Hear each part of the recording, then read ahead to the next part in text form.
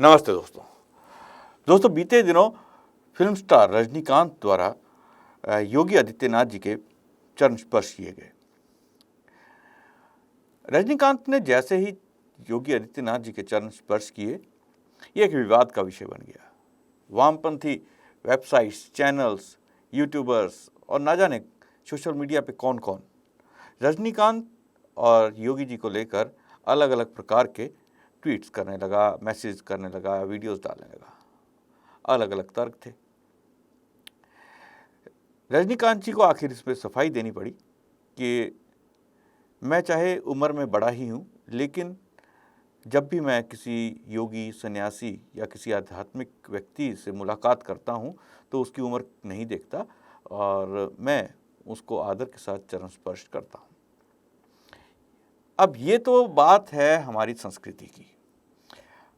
सनातन संस्कृति में आदर, सत्कार और आशीर्वाद प्राप्त करना एक संस्कार है, लेकिन वामपंथियों के द्वारा इसको अलग नज़रिए से देखा जाता है। उनसे कभी राजनीति दिखती है तो उन्हें कुछ चापलूसी दिखती है कभी, या अलग तरीके से, क्योंकि वो ईश्वर की सत्ता में ही विश्वास नहीं करते, उनको अलग अलग तरह की बातें नज़र आती हैं। किस प्रकार से वामपंथी विचारधारा, वेस्टर्न विचारधारा हमारी संस्कृति, हमारे संस्कारों को आज ख़त्म करना चाहती है, वहीं किस प्रकार दुनिया आज हमारी संस्कृति और संस्कारों को अपना रही है, इन्हीं विषयों पर आज चर्चा के लिए हमारे साथ मौजूद हैं जाने माने समाज सेवी श्री प्रकाश आर्य जी। प्रकाश जी, आपका बहुत बहुत स्वागत है हमारे इस कार्यक्रम में। प्रकाश जी, जिस प्रकार से हम देखते हैं कि एक छोटी सी बात कि रजनीकांत फिल्म स्टार होके उन्होंने मुख्यमंत्री कह लीजिए योगी आदित्यनाथ जी के चरण स्पर्श किए, उसके बाद एक विवाद बना दिया गया, उस पर अलग अलग बातें कही जाने लगीं कि उसके ऊपर इस विवाद पे जो है उन्हें रजनीकांत को एक अपनी सफाई देनी पड़ी। तो इस सब को देखकर लगता है कि जैसे वामपंथी मीडिया, वामपंथी विचारक, वामपंथी विचार रखने वाले युवा सभी मिलकर आज हमारे देश की संस्कृति, हमारे देश के संस्कारों को अलग रूप में पेश करते हैं और उसको आज ख़त्म करने का उन्होंने जैसे बीड़ा ही उठा लिया है। आप इस पे क्या कहना चाहेंगे सर? निश्चित रूप से जो आज आपने प्रश्न किया है, ये वर्तमान समय की एक ज्वलंत समस्या है और अज्ञानी व्यक्ति के सामने यदि कुछ ज्ञान की बात आ जाए या जिसके संदर्भ में उसको कुछ जानकारी ही नहीं है और कोई वैसा करने लगे तो अनेक प्रकार की विचारधाराएं बना लेता है। रजनीकांत जी का जो आपने उदाहरण दिया, जो अभी कारण जिसको बताया, इसको मैं दो प्रकार से आपके सामने रखता हूं। उम्र में बड़े हैं लेकिन किसी योग्य के सामने विनम्र हो जाना, ये तो बुद्धिमान और ज्ञानी लोगों का काम है। हमारे शास्त्रों में कहा है, फलंति नमन्ति फलिनो वृक्षाः नमन्ति गुणिनो जनाः शुष्क काष्ठानि मूर्खाश्च न नमन्ति कदाचन।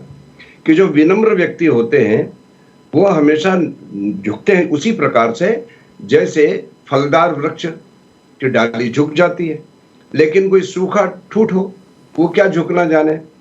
और इसी प्रकार मूर्ख व्यक्ति है, वो भी किसी के सामने झुकता नहीं है, लेकिन विद्वान विनम्र व्यक्ति हमेशा बड़प्पन का अपना यह एक बताता है कि उसमें कितनी योग्यता है, कितनी विनम्रता है, कितना बड़प्पन है। एक बात तो ये हुई। तो इस प्रकार से यदि रजनीकांत जी ने उनके पैर छुए तो अच्छी बात है। दूसरी बात यह है कि हमारे यहाँ पर बड़े होने की जो गणना की गई है शास्त्रों में, वो केवल आयु से नहीं की गई है। कई बार ऐसा होता है कि आयु तो बहुत बड़ी होती है लेकिन पढ़ाने वाले, समझाने वाले, बताने वाले उससे छोटे होते हैं। तो जो छोटा होता है उसको गुरु भी माना जाता है, जो ज्ञान देता है उसको गुरु कहते हैं। तो हमारे यहाँ पर आयु के लिए अलग अलग मतलब प्रकार से बताया गया। किस प्रकार की आयु होती है सुनिए। धन वृद्धा, वयो वृद्धा, विद्या वृद्धास्तथैव च, जाति वृद्धा, श्रम वृद्धा, ज्ञान वृद्धा किंकरा, ज्ञान वृद्धास्त किंकरा। ये इन सबको वृद्ध बोला है, अर्थात बड़े आयु का माना गया। किसको बोला है? जो धन से बड़ा हो उसको भी बड़ा माना गया, जो आयु से बड़ा हो उसको भी वृद्ध कहा गया, जो विद्या से बड़ा हो, ज्ञान से भी और विद्या हो, जिसके पास बहुत सी कई कलाएं हैं, उसको भी वृद्ध कहा गया। जो जाति और आश्रम में भी जो बड़ा है, जिसका सम्मान मान है, ऐसे व्यक्ति को भी बड़ा कहा गया। और जो ज्ञान से भी बड़ा है उसको भी वृद्ध किया गया है। तो इसमें छोटे और बड़े की कहां बात आ गई? इसमें तो जो तरीके बताए हैं उन तरीकों में तो हर दृष्टि से योगी आदित्यनाथ जी बड़े हैं, वृद्ध हैं। तो इसलिए उन्होंने जो पैर छुए वो पैर छीना उनका उचित था और इसमें किसी प्रकार की कोई त्रुटि नहीं है।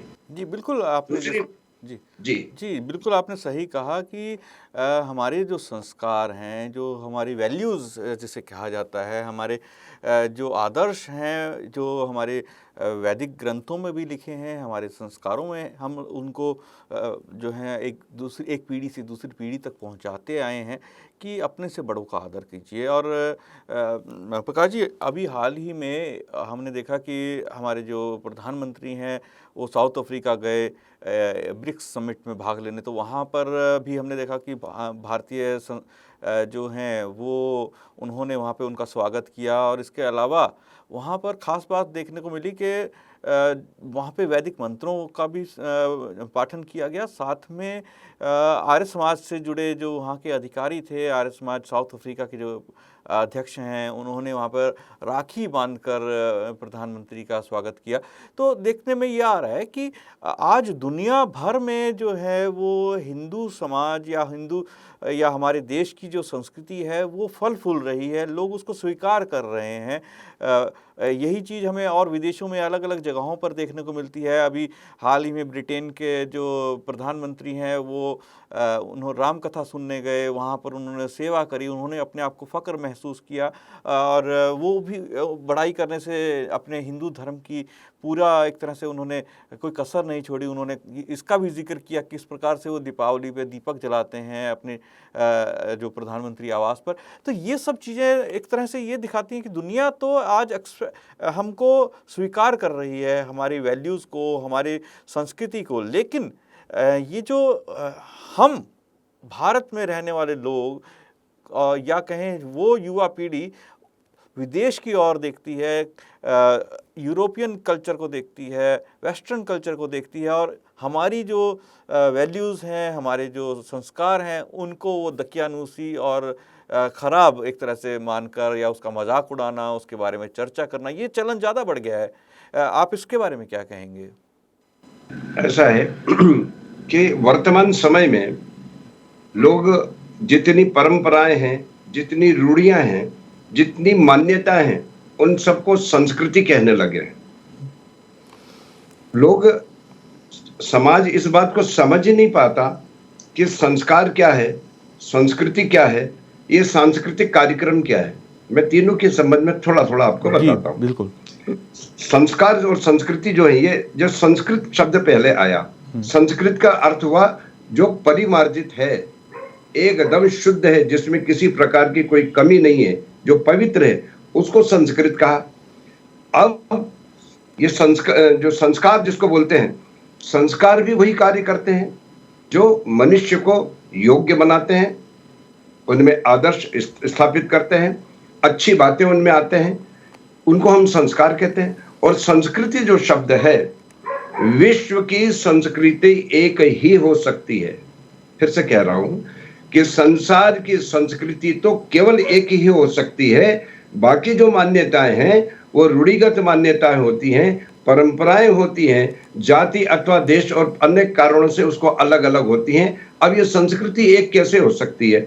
संस्कृति का अर्थ होता है मनुष्य को सुसंस्कारित करना, मनुष्य को व्यवस्थित करना, मनुष्य ऐसे कार्य करना जिससे मनुष्य के जीवन में उन्नति हो, ऐसे उसका इस प्रकार से रचना करना, उस प्रकार का मार्ग दिखाना जिससे उसके जीवन में भटकाव न हो, किसी गलत काम में वो न पड़े और वो अपने जीवन को उत्तरोत्तर उन्नति करे। अब एक बात बताइए, धर्म के जैसे लक्षण बताए गए, धर्म के 10 लक्षण बताए, मैं उसकी यहाँ चर्चा नहीं करता, लेकिन धर्म की जो उसको आत्मसात करेगा वही तो धार्मिक कहलाएगा ना।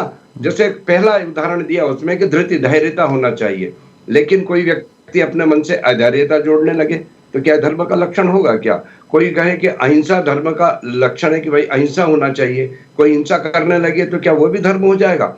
इसी प्रकार संस्कृति जो है, संस्कृति हमें विनम्रता सिखाती है, सद्भाव सिखाती है। हमारे वृद्ध हैं, हमारे वृद्ध हमारे वृक्ष वृक्ष के समान होते हैं, उनका सम्मान करना सिखाती है। हमारे परस्पर हमारे मित्र हैं जो वय आयु के हैं, समान आयु के, उनसे अच्छी मित्रता के भाव रखना, परिवार के प्रति कर्तव्य करना, परमात्मा के प्रति आस्था रखना, ये सब हमारी संस्कृति में है। और संस्कृति तो एक इसलिए है, सा प्रथमा संस्कृति विश्ववारा, संसार की पहली संस्कृति जो है वो संस्कृति हमारी वैदिक संस्कृति है, जो परमात्मा के द्वारा दी गई हुई है। समाज और मानव समाज ने और अन्य मत मतांतरों ने जो मान्यताएं कर ली है वो अपने अपने ढंग से कर ली। संस्कृति से संस्कारित मनुष्य होता है, और संस्कृति जहां नहीं है तो उसका परिणाम आज आप देख रहे हैं। संस्कृति से संस्कारित हुआ, संस्कृति नहीं है तो विकृति आज समाज में आते जा रही है। ये पाश्चात्य सभ्यता या दुनिया की जितनी भी है, ये भौतिकवाद की तरफ मनुष्य को ले जाते हैं, जो कि मनुष्य जीवन का आधा काम है। इसलिए ये देश को जगत गुरु क्यों कहा? कोई यहाँ पर टेक्नोलॉजी सीखने के लिए तो रीत ना कोई आते थे। एतद् देश प्रसुतस्य सकाशात् अग्र जन्मना, सारे संसार के लोग यहाँ आकर करते थे, इसीलिए करते थे कि यहाँ की संस्कृति महान है।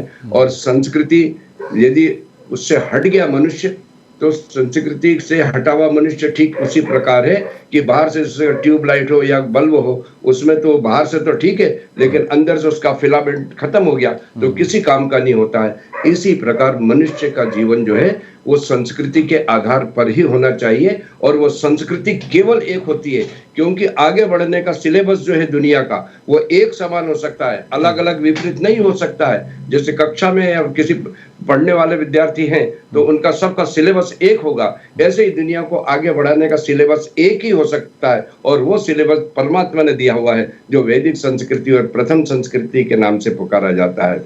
दुनिया कितनी भी उन्नति कर ले, पतंग कितनी भी आकाश में ऊंचाइयां छू ले, लेकिन वो किसी न किसी डोर से, जमीन से किसी से बंधी हुई है। जिस समय वो डोर जमीन से हट जाएगी तो उसका पतन हो जाएगा, पता नहीं कहां जाएगी।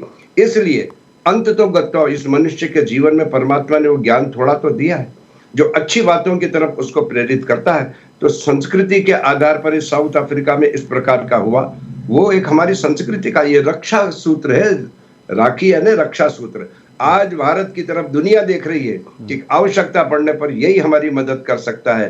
तो उस भावना से और अपनी संस्कृति का परिचय देते हुए उन्होंने जो किया है बहुत ही प्रसन्नता का कार्य है, स्तुत्य कार्य है, उनको धन्यवाद के पात्र है। इसलिए संस्कृति एक ही है और सबके लिए है, और संस्कृति के बिना मनुष्य का जीवन पशुवत है। जी बिल्कुल, यही बिल्कुल आपने जो बात कही, लेकिन आज के युवाओं को ये बात समझाना, जो आज इस कार्यक्रम के माध्यम से भी हमारा लक्ष्य यही है कि उन्हें बताना कि आज दुनिया में भारतीय संस्कृति फल फूल रही है। अफ्रीका का मैंने उदाहरण इसीलिए दिया कि वहाँ पर जैसे आर्य समाज के जो आर्य समाज अफ्रीका के द्वारा जिस प्रकार से आज वहाँ पे भारतीय संस्कृति को फैलाया जा रहा है, उसको वहाँ पर हमारे प्रधानमंत्री जी ने पहुंचकर जब मुलाकात की, तो मुलाकात करने का जो एक तरह से संदेश यही जाता है कि वहाँ पर जो कार्य हो रहा है, हिंदू समाज के द्वारा जो वहाँ कार्य किया जा रहा है, वो एक उल्लेखनीय कार्य है साउथ अफ्रीका में। और इसी प्रकार से अगर हम उसकी बात मैंने की कि प्रधानमंत्री जो ऋषि सुनक हैं ब्रिटेन के, उन्होंने राम कथा में जाकर ये कहा कि मैं आज एक आम नागरिक की तरह आया हूँ, एक आम हिंदू की तरह आया हूँ, कथा सुनने आया हूँ। तो विदेश में हमारी संस्कृति को ज़्यादा संभाल के रखा जा रहा है, उनका लगाव हमारी जो संस्कृति या अपनी संस्कृति के साथ ज़्यादा है, जो हिंदू या सनातन संस्कृति कह सकते हैं। लेकिन आज एक त्रासदी ही कहेंगे कि आज की भारतीय युवा पीढ़ी उस संस्कृति को एक तरह से पुराने ख्यालात देखती है। अगर वो किसी को पैर छूने को कह दिया जाए तो एक तरह से हमने देखा है कि प्रकाश जी को वो दूर से ही इशारा कर देंगे कि पैर छू लिया, घुटने पे हाथ लगा लिया, पैर छू लिया। ये एक तरह से उनको बहुत ज़्यादा शर्म आती है। जनेऊ तो पहनना एक बहुत, या चोटी रखना तो बहुत ही मजाक की बात बन जाती है अगर किसी बच्चे ने रख लिया और उसको। तो ये सब चीज़ें जो हमारे देश में हो रही हैं, हमारे इस स्थान पर हो रही हैं, जहाँ से पूरी दुनिया को हम संस्कृति के बारे में बता रहे हैं, हम संस्कारों के बारे में बता रहे हैं, इस स्थान पर ये सब होना किस और आप संकेत करता है और किस तरह से इसको हम दोबारा से अपने जिसे सही ट्रैक कह सकते हैं, लोग जागरूकता कह सकते हैं, वो हम ला सकते हैं? क्या हो सकता है कि हम भी या हमारा युवा भी इस संस्कृति को दोबारा से अपनाना आरंभ कर दे, उस संस्कृति से कटना छोड़ दे? इसके लिए हम युवा पीढ़ी को ही जवाबदार माने, ये उचित नहीं है। युवा पीढ़ी को हम जो परसेंगे, जो हम उनको देंगे, वो उसको ग्राह्य कर लेती है। और यदि मान लीजिए कि आप उसको कुछ दे नहीं रहे हैं, लेकिन दूसरी ओर से उसको कुछ भली गलत बात मिल रही है, तो ये मन जो है, मनुष्य का जो दिमाग है, वो एक सेकंड भी चुप नहीं बैठता, कुछ ना कुछ सोचा करता है। जो विचार उसके सामने आए वो उसने उसको ग्रहण कर लिया। हमारे यहाँ पर जिस प्रकार ये संस्कृति का प्रचार प्रसार कौन करेगा? हमारे यहाँ संस्कृति का प्रचार प्रसार तो पहली बात तो परिवार में माता पिता से होना चाहिए। आज कौन से माता पिता ऐसे हैं जो अपने बच्चों को संस्कारित करने के लिए समय दे रहे हैं? माता पिता पूरी तरीके से केवल ये है कि पत्नी भी चले जाए और बहुत पैसा ले आए और पति भी रात दिन काम करे और हो सके तो ओवर टाइम भी करें, खूब पैसा कमाना, केवल पैसा बनाना, भौतिकवाद की तरफ पूरा उनका रुझान। दूसरी बात फिर उनका लक्ष्य ये होता है कि हमारा बेटा बड़े से बड़ा पैकेज लाए, रात दिन 24 घंटे इसको पढ़ाओ, इसके न उसको शारीरिक ज्ञान कुछ मिलता है, न उसका शारीरिक उन्नति होती है, न उसको आध्यात्मिक और संस्कृति की चर्चा होती है। जब संस्कृति और संस्कारों की चर्चा नहीं होती है तो फिर बच्चा तो केवल उसका एक ही लक्ष्य है, पैसा कमाओ। तो पैसे का क्या करेगा? कोई दान करने के लिए करेगा? पैसे के लिए वो करेगा जितने भौतिक साधन में ज्यादा से ज्यादा कर सकता हूँ। और फिर उसके सामने हमारे यहाँ पर हमारी जो फिल्में हैं वो रहती है, फिर हमारे यहाँ पर जो सीरियल चलते हैं वो रहते हैं, उसके बाद में फिर पाश्चात्य सभ्यता की विचारधारा हमारे यहाँ पर खूब फल फूल रही है, उससे वो प्रभावित हो जाता है। वो सोचता है कि मेरे जीवन का लक्ष्य केवल पैसा कमाना है और पैसे कमा के भौतिक साधनों को इकट्ठा करना, विलासिता का जीवन जीना, ये मनुष्य जीवन की सबसे बड़ी बात है। तो एक तो माता पिता के वहां से नहीं मिला, दूसरे हमारे धर्म स्थल और धर्म प्रचार के और धर्म के कार्यक्रम। आज आप देखिए जितने धार्मिक कार्यक्रम बड़ी बड़ी संख्या में हो रहे हैं, बड़ा आश्चर्य हो रहा है। पता नहीं क्या हो गया है लोगों को। मैं एक स्थान पर गया, मैंने देखा कि वहां पर लोग केवल इसलिए 20 लाख लोग इकट्ठे हो गए कि वो एक वस्तु को ही उनको दे देगा और उसको गले में पहन लेंगे तो उनका जीवन उन्नत हो जाएगा। उसमें पढ़े लिखे भी थे और अनपढ़ भी थे, लेकिन भीड़ 20 लाख लोगों की भीड़ थी, 20 लाख लोगों की भीड़ थी। ये क्यों हुआ?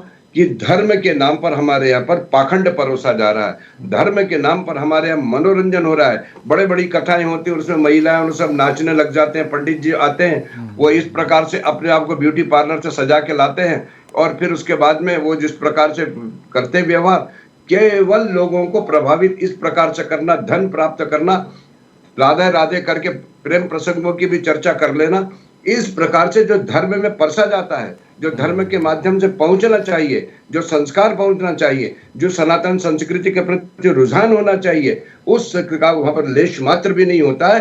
केवल कथा किससे एक बार, दो बार, 100 बार केवल कथा सुनने के लिए लोगों को वही कहानियां सुनने के लिए बुला लेते हैं। और वो इस प्रकार से जहाँ पर जो धर्म के गुरु हमारे कहलाते हैं, बड़े बड़े संत कहलाते हैं, वो इस प्रकार का कोई कार्य नहीं कर रहे हैं। वो केवल मठाधीश बन गए हैं और केवल अपने भक्त बढ़ाने की संख्याओं में लगे हुए हैं और लाखों करोड़ों अरबपति हो गए जी, अरबपति हो गए। तो ये 2 बात हो गई।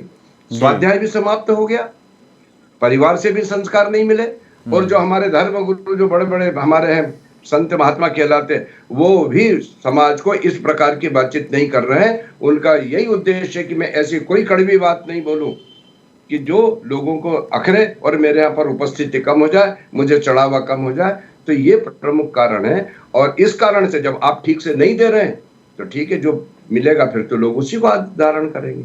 तो आज हमारे यहाँ शिक्षा के साधन क्या हो गए, हमारे यहाँ पर संस्कार के साधन क्या हो गए? फिल्में हो गई, लैपटॉप हो गई, मोबाइल हो गए।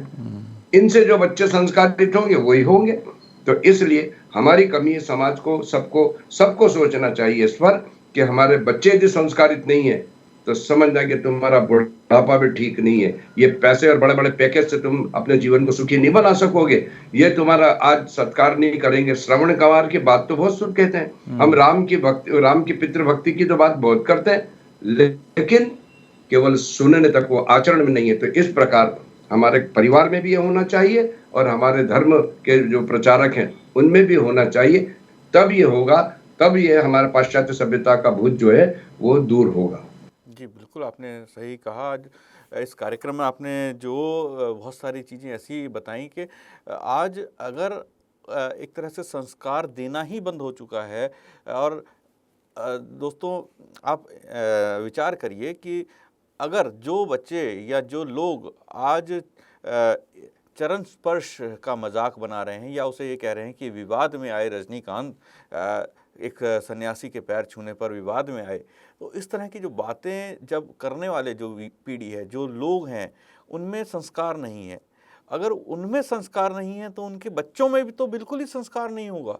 वो तो उन्हें तो पता ही नहीं होगा कि ये हो क्या रहा है, क्योंकि संस्कार उनके माता-पिता को ही नहीं था, तो वो आगे बच्चों तक ट्रांसफ़र ही नहीं हुआ। और इसके बहुत सारे कारण हैं। आज जैसा कि प्रकाश जी ने बताया कि हमारे जो धर्म गुरु हैं, वो भी अगर इस तरह की चीज़ें बताना आरंभ करें, उन सबको भी खड़े होकर एक स्वर में बात करनी चाहिए कि ये चीज़ें हमारे संस्कार हैं। ये कोई विवाद का विषय नहीं है। ये कोई विवाद नहीं है कि अगर किसी व्यक्ति ने किसी ज्ञानी पुरुष या किसी साधु महात्मा योगी किसी के जो है चरण स्पर्श किए हैं, तो ये कोई विवाद नहीं होता था। तो ये चीज़ें हमारे धर्म गुरुओं को भी बतानी चाहिए थी, लेकिन आज इस आर्य समाज के मंच से हम बताने का प्रयास कर रहे हैं। लेकिन इसके पीछे बहुत सारे कारण हो सकते हैं, इस पे विचार किया जाना चाहिए। एक इसमें शायद कारण है कि आज हमारी जो बुज़ुर्ग वो पीढ़ी और छोटे परिवार भी एक कारण है, क्योंकि ना तो हमारे संस्कार देने वाले वो बुज़ुर्ग बचे, ना एक जॉइंट फैमिलीज़ हैं जहाँ पर एक दूसरे को संस्कार दिए जाते थे। तो बहुत सारे कारण हो सकते हैं। प्रकाश जी, आज आप हमारे साथ इस कार्यक्रम में जुड़े, आपने अपने विचार दिए। बहुत बहुत धन्यवाद आपका इस कार्यक्रम में जुड़ने के लिए। दोस्तों, कल फिर मुलाकात होगी एक नए विषय और एक नए मुद्दे के साथ। आज मुझे आज्ञा दीजिए। नमस्ते।